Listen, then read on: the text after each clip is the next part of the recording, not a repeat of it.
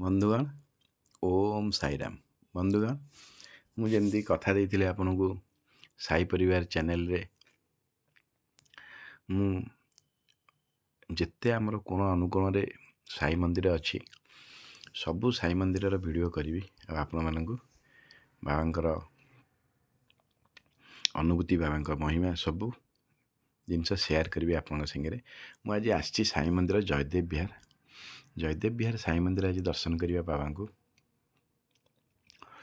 କିନ୍ତୁ ମୁଁ ତ ସେଠି କିଛି ବାଇଟ୍ ଆଣିପାରିଲିନି, ଅନୁଭୂତି ନନାଙ୍କର ବି ଆଣିପାରିଲିନି, ନନା ବ୍ୟସ୍ତ ଭିତରେ ଥିଲେ।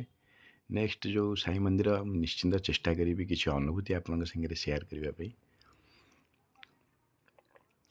କିନ୍ତୁ ଆଜି ଆସନ୍ତୁ ଦେଖିବା ଆମେ ଜନତା ମଇଦାନ ସାମ୍ନାରେ ଯେଉଁ ଅଛି ସ୍ୱସ୍ତି ପ୍ରିମିୟମ୍ ହୋଟେଲ ସାଇଡ଼୍ରେ ଜୟଦେବ ବିହାର ସାଇ ମନ୍ଦିର ବାବାଙ୍କୁ ଦର୍ଶନ କରିବା ଆଜି। ଦେଖନ୍ତୁ ଏମିତି ଶ୍ରଦ୍ଧା ସବୁରି ପୁରା ବାବାଙ୍କର ତ ମୂଳମନ୍ତ୍ର ଶ୍ରଦ୍ଧା ସବୁରି।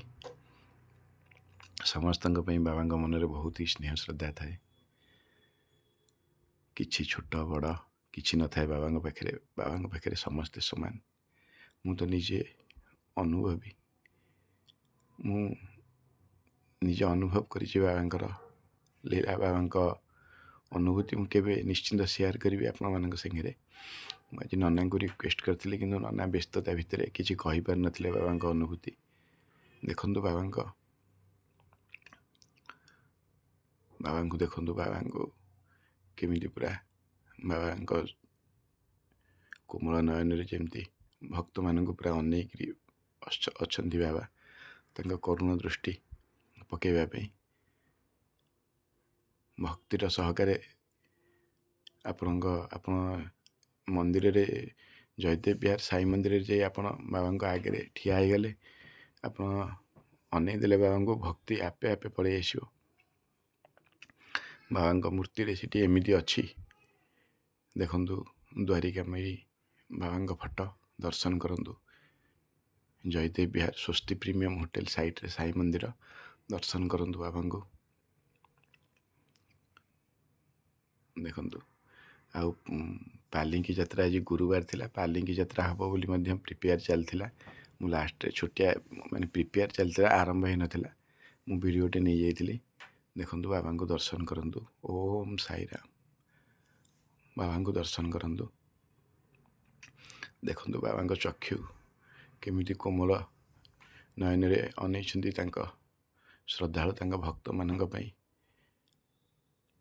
ଏଇଠି ବାବାଙ୍କର ଦୀପ ଜଳା ହେଉଛି, ବିଭୂତି ମଧ୍ୟ ଥୁଆ ହେଇଛି। ଦେଖନ୍ତୁ ଏଇଠି ଦୀପ ଜଳା ହେଉଛି, ବିଭୂତି ଆପଣମାନେ ଆସି ଏଇ ସାଇଡ଼୍ରେ ବିଭୂତି ଅଛି, ବାବାଙ୍କ ବିଭୂତି ମଥାରେ ଲଗେଇ ପାରିବେ। ଏଇଠି ଦୀପ ଲଗା ହେଉଛି। ଏପଟେ ଦେଖନ୍ତୁ ପାଲିଙ୍କି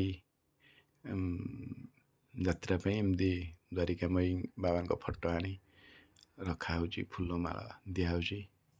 ପାଲିଙ୍କି ଯାତ୍ରା ବୋଧେ ଆଉ ଟିକେ ପରେ ଆରମ୍ଭ ହେବ, କିନ୍ତୁ ମୁଁ ରହିପାରିଲିନି।